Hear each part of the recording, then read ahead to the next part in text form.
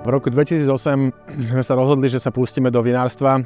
Vyplývalo to z toho, že od malička sme vlastne vyrastali vo vinohradoch, nakoľko dvaja starí rodičia z obidvoch strán pestovali vinohrady, robili s poľnohospodárstvom, takže sme vyrastali v tomto odvetví.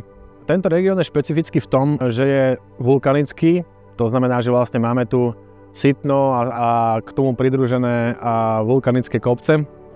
Takže vlastne to podložie sa odvíja práve od toho vulkánu.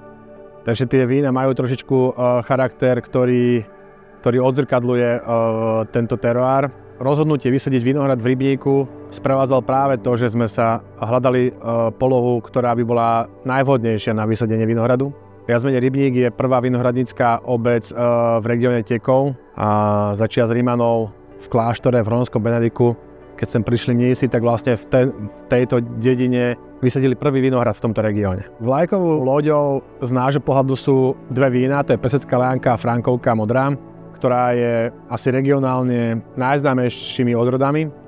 Venujú sa to tomu všetci a mám pocit, že tieto dve odrody majú svoj charakter, ktorý nie je porovnateľný s inými regiónmi. Čiže Pesecká Leánka z Tekova vyzerá vždy inak ako Pesecká Leánka z iného regiónu. A rovnako to vnímame pri Frankovke. S vinárstvom sa chceme posunúť k tomu, aby sme dokázali spracovať a predať tú produkciu, ktorú nám ten vinohrad ponúka.